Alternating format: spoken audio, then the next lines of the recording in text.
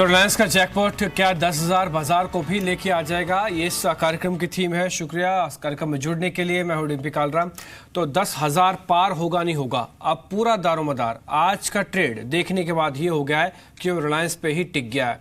अगर सिर्फ फोन की बात होती तो बात अलग थी, लेकिन फोन के पहले फोन के बाद इनफैक्ट जो खुशखबरी आई, हालांकि 5 लाख करोड़ की मार्केट कैपिटल है, तो स्वाभाविक है इस तरह का बोनस आना ही अपने आप में बड़ा बन ही जाता है। क्या ये बाजार को चलाएगा, इसमें कौन सी अहम चीजें और हैं, ये अपने हम एनालिस्ट से भी समझेंगे। लेकिन मोटा मोटी आप जो आज की एजीएम में क्या क्या हुआ, एक ग्राफिक्स के जरिए आप देख पा रहे हैं। 2 चीजों पे पूरा फोकस था कि फोन को लेकर क्या अनाउंसमेंट होती है और साथ ही जो अलग अलग पैरामीटर्स में टैरिफ रखे जाएंगे। एक बार पहले सुनते हैं आज की एजीएम में मुकेश अंबानी ने बोला क्या क्या था। इसी बाइट इन्हीं सारे ग्राफिक्स के बेस पे हम बाजार को आंकेंगे और 10,000 की बात करेंगे। I had committed to you last year that we would reward shareholders at the completion of our investment cycle.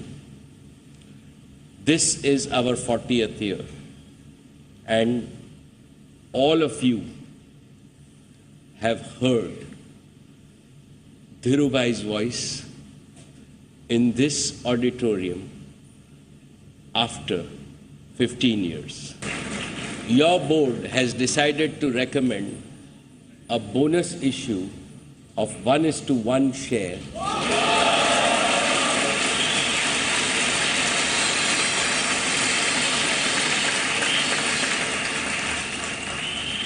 that is 1 bonus share for every share that you own. This is the largest bonus issue ever by any company in India so far.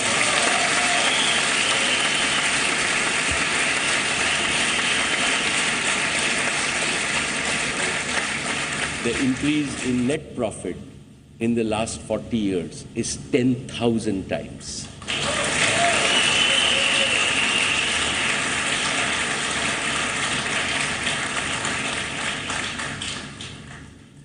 Our total assets have increased from 33 crores to over 700,000 crores, a multiple of 20,000 times.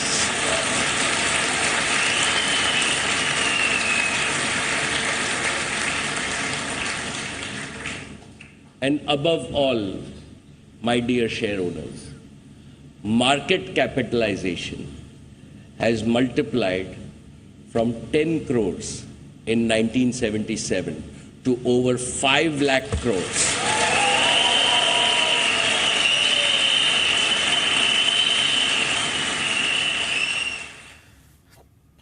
तो market cap बढ़ गई है, आगे बढ़ने की योजना है, पूरा खाका खींचा गया और उसकी आज जो नींव रखी गई है, एक हैंडसेट रखा गया है जो कि मुफ्त में होगा। हालांकि उसकी सिक्योरिटी है, तो स्टार मार्क के साथ मुफ्त है। वो 1,500 रुपये आपको जमा कराने होंगे जो कि 3 साल बाद आपको रिफंड के तौर पर मिल जाएंगे। मेरे साथ निपुण मेहता हैं और विकास सेठी जुड़ चुके हैं, जिनसे हम चर्चा को आगे बढ़ाएंगे और ये समझेंगे कि आज की जो रिलायंस की अनाउंसमेंट्स हुई है इसके क्या मायने हैं। यही रिलायंस है जो बाजार को 10,000 के ऊपर लेके जाना चाहता है, ये जानकारी उनसे लेंगे। हालांकि कुछ एक और ट्रिगर्स भी होंगे जो कि मार्केट के अंदर काफ़ी अहम है, उसके बारे में हम अपने सहयोगी संदीप से जानेंगे। निपुण, शुक्रिया पहले तो समय देने के लिए। मेरे को अच्छी तरह से मालूम है कि आपने आज अच्छी कॉन्फ्रेंस को देखा होगा, एजीएम को सुना होगा जो आज हुई थी। इसमें सबसे लाइकिंग वाली बात आपको क्या दिखी? देखिए, सब कुछ अच्छा लग रहा था, सब कुछ अच्छी बातें बोल रहे थे और आज का एजीएम अपने आप में अहम भी था, एक नया रंग नए छटा में भी था, तालियां ज़्यादा बज रही थी। ये तालियां बाजार में भी बजेंगी 10,000 के लेवल के?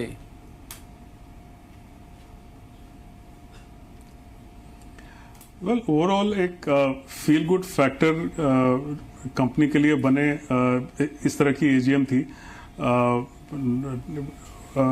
जो भी पिछले 40 सालों में डेवलपमेंट्स हुए हैं उस पर काफ़ी समय दिया गया और जिस तरह का ग्रोथ हुआ है तो पॉजिटिव नॉइजेस थे। आई थिंक जो फोकस ज़्यादा टेलीकॉम स्पेस पे या जियो में रहा वो आई थिंक उसका खास एक यही कारण है कि जितना बड़ा इन्वेस्टमेंट कंपनी ने किया है और जितना डिसरप्शन टेलीकॉम स्पेस में होने की संभावना है, इसी कारण से जिस तरह से टेलीकॉम स्पेस में हम आगे मूवमेंट देखेंगे, पेट्रोकेमिकल्स में तो एक स्टेडी स्टेट बिजनेस हमने देखा है, जो भी रिजल्ट्स आए बहुत पॉजिटिव आए इन टर्म्स ऑफ जो प्रॉफिटेबिलिटी। लेकिन जो खास आई थिंक फोकस जो टेलीकॉम स्पेस पे है और जिस तरह से स्कीम्स लाई जा रही हैं, आई थिंक एक डिसरप्शन जो शुरू हुआ था वो कुछ समय तक अभी भी जारी रहेगा। जो बाकी के इनकम्बेंट्स जो हैं उन पे जिस तरह से जो फ्रीबीज दिए जा रहे हैं उसकी वजह से एक प्रेशर जरूर रहेगा प्रॉफिटेबिलिटी पे, मार्जिन्स पे और ग्रोथ पे, सब्सक्राइबर ग्रोथ पे। सो आई थिंक की take away I would think is the focus on telecom space. Of course बाकी जो बोनस अनाउंस किया गया ये एक सेंटिमेंटल बूस्ट देता है in terms of accounting, it's just an accounting entry, but जैसे जैसे भाव आधा हो जाता है तो एक सेंटिमेंटल बूस्ट स्टॉक प्राइस को मिल जाता है। ठीक है, जब कंपनी अपने कोर बिजनेस के साथ साथ ऐसे कारोबार को जोड़ती है जिसमें उसके पास थोड़ा सा कम एक्सपीरियंस था लेकिन बड़ा निवेश है, तो ये बड़ी अहम हो जाती है चीज़ें जानना। यही ठीक रिलायंस के साथ हुआ। ये तेल की कंपनी थी लेकिन टेलीकॉम में अब बड़े निवेश कर चुकी है, करीब 2 लाख करोड़ का। मेरे साथ विकास सेठी जुड़े हैं और साथ ही और एनालिसिस करने के लिए संदीप को भी हमने अपने साथ जोड़ लिया है, जो कि एक बड़े ट्रिगर्स बताएंगे जो कि रिलायंस और बाजार का कोरिलेशन एक कह सकते हैं कि ये होगा। लेकिन मिस्टर सेठी, आज आपने भी एजीएम को सुना होगा, इन तालियों की जो तालियां आज बजी उसकी गड़गड़ाहट के बीच में आपको ऐसा लगता है कि बाजार भी 10,000 आ जाएगा? अच्छा, बाजार 10,000 आ तो जाएगा, ये रिलायंस की बदौलत आएगा कि बिना रिलायंस के भी आ जाएगा? देखिए डिम्पी, जहां तक रिलायंस का सवाल है, स्टॉक पे मैं prior to the results also मैं बुलिश ही था। जिस तरह से अप्रैल क्वार्टर के जो मार्च क्वार्टर के नतीजे आए थे अप्रैल में, उसके बाद से एक लगातार बहुत अच्छी बढ़त इसमें देखी गई थी। और आज जो अनाउंसमेंट्स किए और या जो इस तिमाही के जो नतीजे आए बेहद ही शानदार थे। मतलब कल जो उन्होंने जीआरएम के नंबर्स बताए, जो पेटकेम मार्जिन्स बताए, डेफिनेटली किसी ने सोचा नहीं था स्ट्रीट में कि 9,000 करोड़ के ऊपर के आंकड़े आएंगे प्रॉफिट्स के, तो बहुत ही पॉजिटिव सरप्राइज था। फिर आज जो एजीएम में इन्होंने जो अपने जियो को लेके जो ऐलान किए हैं वो भी बाजार को पसंद आने चाहिए। इसके अलावा बोनस का डिक्लेरेशन 12 साल के बाद 1:1 बोनस का, जो कि एक बड़ा पॉजिटिव सरप्राइज था। हालांकि जैसे निपुण ने भी बताया वो एक अकाउंटिंग एंट्री है, बट सेंटिमेंटली छोटे इन्वेस्टर्स उसको बहुत पॉजिटिव लेते हैं। इसके अलावा डिविडेंड का डिक्लेरेशन किया और आगे जो ग्रोथ की भी ट्रेजेक्टरी बहुत ही कॉन्फिडेंट नजर आ रही है मैनेजमेंट। तो इन सबको देखते हुए मुझे लगता है Reliance over the medium term तो बहुत अच्छी तेजी दिखा सकता है। यहां से मेरा इसमें टारगेट बाई दिसंबर 2,000 रुपए का रहेगा। और जहां तक 10,000 निफ्टी की बात है, वो तो रिलायंस का दम तो बिल्कुल रहेगा ही, बट उसके अलावा भी जो बाकी के सेक्टर्स, बाकी के निफ्टी के हेवी वेट्स है वो भी अच्छा कर रहे हैं। जैसे आज विप्रो, हिंदुस्तान लीवर, इसमें हमने तेजी देखी। तो मुझे लगता है ये जस्ट 1-2 दिन की बात है and we should see levels of 10,000 on the Nifty. ठीक है, 10,000 आ जाएगा। विकास को भी कॉन्फिडेंस है। निपुण हमको ये बता रहे हैं कि ठीक है, बोनस वाली खबर को एक अकाउंटिंग के तरह आप समझे, लेकिन हाँ, टेलीकॉम में जो इन्वेस्टमेंट है ये एक ऐसा पॉइंट है जो कि अब रिलायंस को लीड कर सकता है। और ये तो आपको पता ही है, अब धारणा ऐसी हो गई है कि रिलायंस एक टेलीकॉम कंपनी की तरह सोचा, समझा और सुना जाने लगा है। मेरे साथ मेरे सहयोगी संदीप भी हैं। संदीप, ऐसे कुछ ट्रिगर तो होंगे ना अभी भी? ये फोन आ गया, टैरिफ कम आ गए, रिलायंस 2 लाख करोड़ निवेश कर चुका है टेलीकॉम में, लेकिन अभी भी ऐसे ट्रिगर होंगे रिलायंस के पास जो रिलायंस को भी चलाएंगे और शायद बाजार को भी। देखिए, जियो बहुत बड़ा ट्रिगर है डीपी पे, मानता हूं, लेकिन अब भी अगर आप देखें 80 से 90% के आसपास की आय इनकी पेटकॉम और जो रिफाइनिंग कारोबार है उसी से आती है।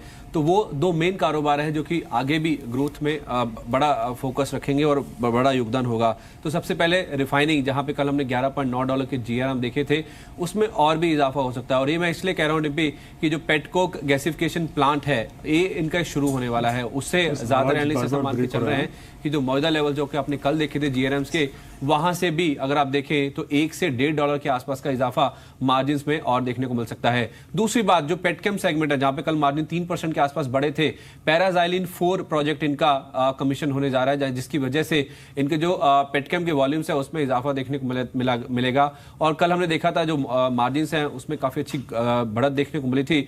घरेलू मार्केट में जिस तरह का रिस्पॉन्स है, जिस तरह की डिमांड है पेटकेम साइड को लेके, आने वाले समय में जो मार्जिन है और भी इजाफा देखने को मिलेगा। और अगर वॉल्यूम बढ़ते हैं तो जाहिर सी बात है ओवरऑल जिनके EBITDA मार्जिन हैं उसमें अच्छा खासा बढ़त देखने को मिलेगी। इसके अलावा जियो, जैसे आप कह रहे थे, एक बड़ा ट्रिगर है। 24 अगस्त से जो बुकिंग है वो शुरू हो जाएगी जियो फोन की। उसमें अगर आप देखें डिम्पी, हम कह रहे हैं कि ये फ्री में फोन आ रहा है, लेकिन 1500 रुपए आपको डिपॉजिट देना होगा। तो उस लिहाज से आंकड़े आप बड़े आसानी से कैलकुलेट कर सकते हैं कि अगर मैं कम से कम ये भी मान के चलूं कि जो इनका सब्सक्राइबर बेस है अभी 10 करोड़ का, उतना ही अगर रिस्पॉन्स इनको मिलता है तो 15,000 करोड़ रुपए की रकम तो इनको अगर आप देखें सिक्योरिटी डिपॉजिट के लिए मिल जाएगी 3 साल के लिए। तो वो अपने आप में बहुत बड़ा पॉजिटिव ट्रिगर है। और लगातार अगर आप देखें जियो का जो क्षमता विस्तार है उसके ऊपर जो खर्च है आगे जाते हुए वो कम होता जाएगा। और उसके साथ साथ अगर ऑपरेशनल एक्सपेंसेस भी कम होंगे तो इनके जो कैश फ्लो है उसमें कहीं ना कहीं सुधार देखने को मिलेगा। तो जियो अपने आप में बहुत बड़ा ट्रिगर है। और उसके साथ साथ जो पेटको गैसिफिकेशन प्लांट शुरू होगा उससे GRMs में सुधार होगा। और उसके साथ साथ पैराजाइलिन 4 प्रोजेक्ट शुरू होगा जिससे पेटकेम के वॉल्यूम बढ़ेंगे। अगर वहां में मार्जिन में सुधार होता है तो अच्छा खासा जो अर्निंग्स में ग्रोथ है वो देखने को मिलेगा, जो कि शेयर प्राइस को ड्राइव करता हुआ दिखेगा। ठीक है निपुण, आपने कुछ ऐसे ट्रिगर्स भी देखे होंगे, संदीप से सुने भी हैं, कि जिसमें इनका जो पेटकेम वॉल्यूम है ये बढ़ेगा और GRMs करीब 1% बढ़ जाएंगे। ये 1% लगता होगा $1, और लेकिन ये $1 में आप 10% समझिए। लेकिन रिलायंस क्या चलेगा ये सब चीज़ों को डिस्काउंट करके तो नहीं बैठा, क्योंकि 2 लाख करोड़ जब किसी बिजनेस में निवेश हो जाता है ना तो अपने आप में वो प्राइस में डिस्काउंट होने लग जाता है। देखिए, जिस तरह का प्रॉफिट ग्रोथ इस बार हुआ है, एटलीस्ट रिफाइनिंग मार्जिन्स में जिस तरह से मार्जिन एक्सपेंशन हुआ है, एट द सेम टाइम जो टेलीकॉम बिजनेस है उसमें अगर देखें तो करंटली इट्स ड्रैग।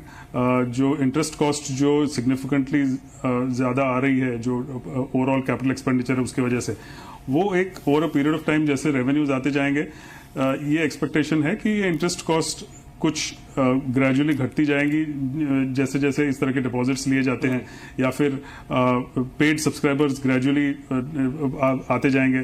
तो उसी वजह से जो ऑपरेशनल लॉसेज हैं, ये एक्सपेक्टेशन है कि इतने ज़्यादा सब्सक्राइबर्स 1 या 2 साल में हो जाएंगे कि जो ऑपरेशनल लॉसेज है वो ग्रेजुअली घट जाएंगे। तो इसी पे मार्केट्स आशा करके बैठा है कि जिस तरह से टॉप लाइन ग्रोथ हम देखेंगे और फिर जो करंट इंटरेस्ट कॉस्ट का ड्रैग है वो भी जो अगर ग्रेजुअली घट जाता है तो ओवरऑल मार्जिन्स कंपनी के बढ़ जाएंगे। तो I think broadly expectation basis पे है कि the contribution of telecom business would be significantly larger over the next 2 or 3 years। ये इसमें ग्रेजुअल हम टर्न अराउंड अगर देखते हैं तो very clearly it will be reflected in the markets. I think the telecom space will be fairly closely watched over the next 2 or 3 quarters for this. ठीक है, अब हमने आपको शुरुआत में कहा था ना कि रिलायंस और बाजार हम आपस में कोरिलेट करने की कोशिश करेंगे। हमने रिलायंस को लेकर अभी समझा, संदीप ने भी हमको रीज़न बताए कि आगे चल के कैसे चलेगा, निपुण भी कह रहे हैं और मिस्टर सेठी भी यही बात पे हक रखते हैं कि 10,000 में रिलायंस पार्टिसिपेट करेगा। अब हमने एक पोल कराया कि वास्तव में 10,000 सिद्धार्थ हो सकता है, आ सकता है, दिखेगा। उस पोल को एक बार आप देख लीजिए। हमने पहला ही क्वेश्चन ये पूछा, क्या इस बार मार्केट के अंदर 10,000 का लेवल छुएगा या फिर नहीं छुएगा। तो मार्केट के अंदर अभी भी कन्विक्शन उतना स्ट्रांग नहीं दिख रहा जितना दिखना चाहिए। हालांकि रिलायंस के नंबर्स आ गए, सब कुछ आ गया, लेकिन अभी भी पोल आप देखिए, हाँ अभी 65% है। आप बेहद करीब हैं 10,000 के, लेकिन उसके बावजूद अभी भी सिर्फ 65% है। अब हमने दूसरा सवाल पूछा कि क्या मार्केट के अंदर 10,000 का लेवल तो आ जाएगा, उसको लेकर क्या ये एक्सपायरी में ही मिलेगा या फिर एक्सपायरी के बाद मिलेगा। मोटे तौर पर जो कन्विक्शन हमने आज से 2 दिन पहले एक पोल के जरिए आपको बताई थी ना, अभी भी वैसी की वैसी बनी हुई है कि मार्केट टिल एक्सपायरी तक 9950 से 10,000 के बीच बीच में रहेगा। इसमें छू भी सकता है, नहीं छू सकता है, फॉर्मेलिटी भर होगा, लेकिन रहेगा इसी रेंज में। ये 55% है, यहां पे ज्यादा कन्विक्शन है। मैं इन्हीं दोनों क्वेश्चंस पे आगे बढ़ के एक बार मिस्टर सेठी से पूछता हूं कि आप कैसे वो सोचते हैं मार्केट में। मिस्टर सेठी, अभी हमने जो पोल कराया ना, इसको हमने रिलायंस के क्वेश्चन के साथ जोड़ के कराया था। आज, इससे पहले हमने बिना रिलायंस के करवाया था, लेकिन उतनी कन्विक्शन दिख नहीं रही है। ये बाजार को रोक कौन रहा है? रिलायंस तो चलाना चाहता है, वो खुद भी चल रहा है, लेकिन रोक कौन रहा है बाजार को? देखिए डिम्पी, ये जो आपने क्वेश्चन करे हैं, ये आज जो बाजार के जो हमारे ट्रेडिंग आवर्स है 5.5-6 घंटे के, उस दौरान अगर आप जब रिलायंस की एजीएम चल रही थी तो उस दौरान अगर देखते तो सिर्फ एक रिलायंस बाजार को संभाले हुए था और बाकी बाजार में एक भारी गिरावट चल रही थी, जो कि अगर आप सिनेरियो देखेंगे तो पूरा 2-2:30 बजे के बाद वो बिल्कुल बदली हो गया। तो अगर ये पोल आपने उस दौरान किया होगा तो लोगों को जरूर ये लगा होगा कि इस एक्सपायरी में 10,000 के लेवल्स देखने को नहीं मिलेंगे, बिकॉज गिरावट बहुत ही जबरदस्त थी, जो कि निफ्टी में दिखने में नहीं आया, बिकॉज रिलायंस और विप्रो दोनों बहुत ऊपर थे और उनका वेटेज भी ज्यादा है निफ्टी में। बट यही अगर आप पोल 2:30 बजे करवाते तो डेफिनेटली मुझे लगता है कि जो आपका रिस्पॉन्स होता वो काफी इससे बहुत ज्यादा मेजोरिटी आती, जो कहते कि 10,000 तक हम इस एक्सपायरी तक ही 10,000 का आंकड़ा छू सकते हैं। बाकी जैसे आपने कहा, बाजार में कुछ सेक्टर्स, कुछ सेगमेंट्स हैं जो परफॉर्म नहीं कर रहे, बट मुझे लगता है जैसे मैंने थोड़ी देर पहले भी बताया, जो हेवी वेट्स है, देखिए रिलायंस अच्छा कर रहा है। आज हिंदुस्तान लीवर में भी जो रिजल्ट के बाद थोड़ी बहुत प्रॉफिट बुकिंग हुई थी, वहां से फिर वापस से रिकवरी देखी गई है। विप्रो अच्छा कर रहा है और उसके साथ बाकी के टेक काउंटर्स जैसे टीसीएस, इन्फोसिस में भी एक तेजी थी। तो इस तरह के प्लस मुझे लगता है फैग एंड में आज आईसीआईसीआई बैंक और बाकी के प्राइवेट सेक्टर बैंक जैसे कोटक बैंक वगैरह में भी अच्छा एक रुझान था, एक्सिस बैंक में भी अच्छा रुझान था। तो इन सबको देखते हुए मैं तो कॉन्फिडेंट हूं कि ये एक्सपायरी 10,000 तो बिल्कुल इस एक्सपायरी के पहले हमको निफ्टी पे बिल्कुल दिखना चाहिए। खैर ज्यादा दूर है भी नहीं हम एक्सपायरी से, 27 तारीख की डेरिवेटिव एक्सपायरी है। अभी आप पोल में ना एक बड़ी एक क्लासिक चीज भी देख रहे थे, हमने एक सवाल और भी पूछा था, मैं थोड़ा मिस कर गया, मैं आपको वापस वो दिखा देता हूँ पोल, कि क्या रिलायंस इंडस्ट्रीज में निवेश करना चाहिए या फिर नहीं करना चाहिए। अभी हाँ को लेकर जवाब ज़्यादा मिल रहे हैं कि हाँ अभी निवेश किया जा सकता है। हमने फिर लेवल्स का भी एक पोल किया कि 1800, 1900, 2000 के लेवल्स हमको कब तक मिल जाएंगे। हाँ पहले 90% है, मेजोरिटी कह रही कि करना चाहिए, रिलायंस ही चलाएगा, और अब हमने हर 100 रुपये पे समझा कि व्यूअर्स क्या मिलते हैं। 1900 तक 55% आ रहा है, यानी कि यहाँ से करीब 300 से 350 रुपए की तेजी आ सकती है। ये निपुण, इस पोल में आप भी शामिल हैं, और आपसे मैं अगर पूछूं तो आप 1800 वाली ब्रैकेट में हैं, 1900 वाली ब्रैकेट में या फिर 2000 वाली ब्रैकेट में हैं? डिम्पी, मैं इंडिविजुअल प्राइसिंग पे या स्टॉक प्राइस मूवमेंट पे कमेंट नहीं करूंगा जी। At the same end but I think clearly Reliance का वेट जितना है इंडेक्स में, उसके वजह से इंडिकेशन सिग्निफिकेंट रहेगा, और अप मूव जब जब रिलायंस में आएगा तब हम वेरी क्लियरली एक सिग्निफिकेंट वेटेज देखेंगे on terms of index upward movement. लेकिन ये समझना जरूरी है कि it's not just one stock which is taking the entire index up. Weight का जरूर ज्यादा है, लेकिन जिस तरह से हम प्राइवेट सेक्टर बैंक्स देखते हैं और सब पेट्रोलियम कंपनीज हैं, मेटल्स हैं, so a lot of the other sectors of course currently जो ड्रैग हो रहा है वो क्लियरली आईटी और फार्मा की वजह से हो रहा है, लेकिन जितना एफएमसीजी कंपनी से कंट्रीब्यूशन है, आई थिंक ओवरऑल वेटेज के पॉइंट ऑफ व्यू से देखें तो एक 10,000 इंडेक्स क्रॉस करने के लिए और सब सेक्टर्स को भी जो अंडर परफॉर्मेंस रहे हैं at least in the last few days या फ्यू वीक्स, उनको भी एक कंट्रीब्यूशन करने की बहुत जरूरत पड़ेगी। 10,000 के ऊपर सस्टेन करने के लिए अर्निंग्स का बैकिंग होना बहुत जरूरी है। हमने at least initial set of earnings देखे हैं, वो जनरली हमें पॉजिटिव रहे हैं, लेकिन जो एटलीस्ट इस क्वार्टर में देखे हैं वो इनिशियल सेट, वेदर एफएमसीजी में हो, प्राइवेट सेक्टर बैंक्स में हो, कुछ आईटी कंपनीज में हो, एटलीस्ट इनिशियल सेट पॉजिटिव आए हैं। अगर ये ट्रेंड जारी रहता है तो I think we could see that historic level being crossed fairly shortly. ठीक है, बिल्कुल शॉर्टली हम हिस्टोरिक लेवल भी वो देख सकते हैं। मिस्टर सेठी, एक और चीज़ मैं आपसे जानना चाहता था। अभी अर्निंग्स की बात निपुण ने छोड़ी है, मेरे को थोड़ा आप जवाब दीजिए इसके बारे में। आप अर्निंग्स को काफ़ी क्लोजली ट्रैक भी करते हैं। इस बार की अर्निंग्स क्या इतनी वाइबल है कि ये 10,000 तक लेके जाएंगी, या यही अर्निंग्स ही 10,000 के लिए रोक रही हैं हमको? क्योंकि सब सारे ट्रिगर्स तो अब तक ठीक ही थे। ये अर्निंग्स में कहाँ झुकाव ज़्यादा है? डिफेंसिव की तरफ, एग्रेसिव की तरफ, आईटी, फार्मा, किस तरफ?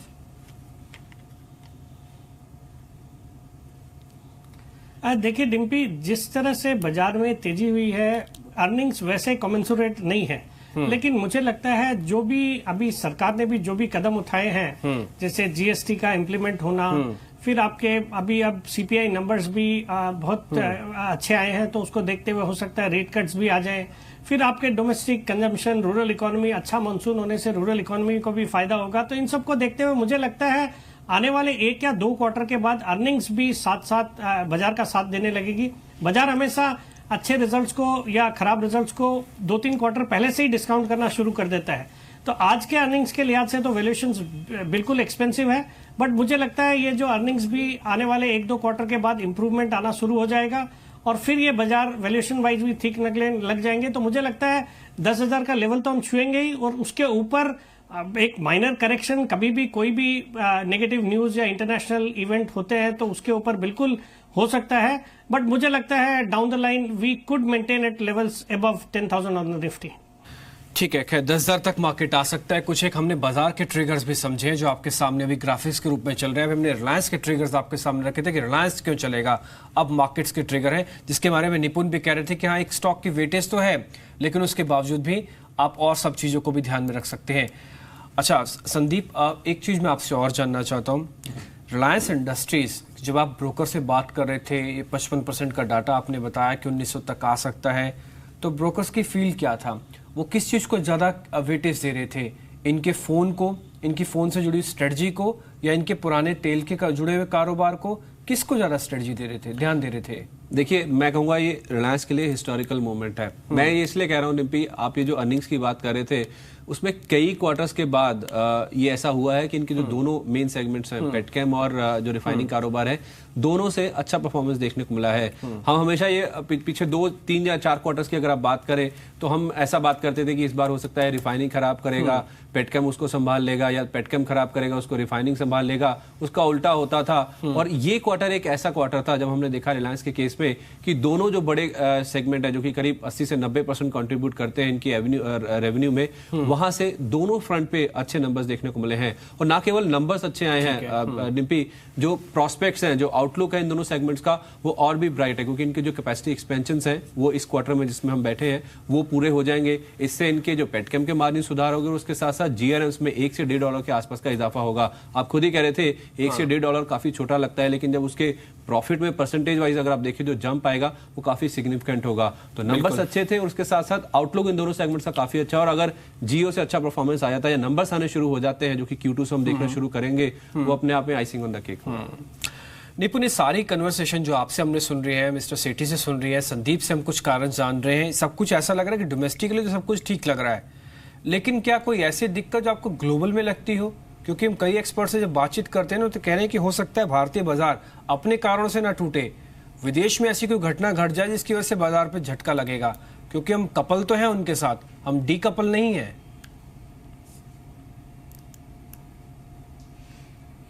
बिल्कुल, आई थिंक जो रिस्क्स रहते हैं on the rise in the या जो मोमेंटम मार्केट्स में है वो यही है कि कोई ग्लोबल इवेंट हो जाता है, and that global event could relate to any of these 3 segments. It could relate to China. हमने ऑफ कोर्स चाइना में gradual turn around in growth होते हुए देखा है, लेकिन एक अनसर्टन स्टेज पे है, एक फ्लैटिश ग्रोथ होके एक यू टर्न ग्रोथ होने की एक्सपेक्टेड है, वी शेप नहीं एक्सपेक्टेड है।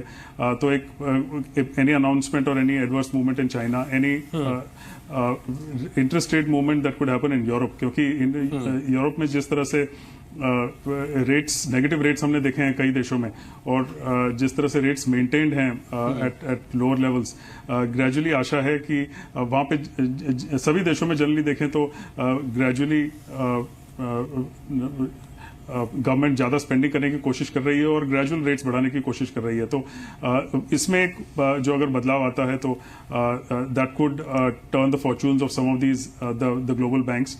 और यूएस मार्केट्स में हमने ऑफ कोर्स ये ग्लोबल मार्केट रैली देखी है, almost all markets globally are at their highest levels, लेकिन यूएस में कंसर्न्स अभी भी जारी हैं। मार्केट्स भले ही एक न्यूअर लेवल्स पे हों, खास करके टेक कंपनीज हैं उनमें एक रैली हमने देखी है, लेकिन एक कंसर्न्स जरूर है यूएस में अभी भी कुछ गवर्नमेंट डिसीजंस को लेकर, तो ये रिस्क्स ब्रॉडली हैं which could break the momentum for Indian markets to some extent. ठीक है, बिल्कुल सही बात है। कहते हैं कि एफआईज ही पहले बाजार को चलाते थे, आजकल एफआईज तो खैर नहीं, डीआईज को बाजार चला रहे हैं, लेकिन विदेशी धक्का न लग जाए बाजार को, इसकी अब चिंता करनी होगी। रिलायंस बाजार को संभाल रहा है, ये तय है। अर्निंग से ज़्यादा मिलेगा नहीं, ज़्यादा जाएगा नहीं, ये भी तय है। और 10,000 के बीच में जो लिक्विडिटी एसआईपी है वो अपना काम कर जाएगी। लेकिन ध्यान रखें, कोई ग्लोबल संकेत, कोई ग्लोबल रिस्क ना मार्केट के अंदर आ जाए, इसलिए आप बिल्कुल सचेत रहें।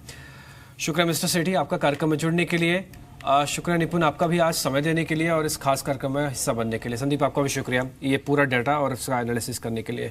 तो रिलायंस का जैकपॉट बाजार होगा 10,000, ये शुरुआत हमने कर दी है, शायद अगले हफ्ते हमको इसका जवाब भी मिल जाएगा 10,000 है या फिर नहीं है, ये पता लग जाएगा। फिलहाल इस कार्यक्रम से इतना ही, नमस्कार।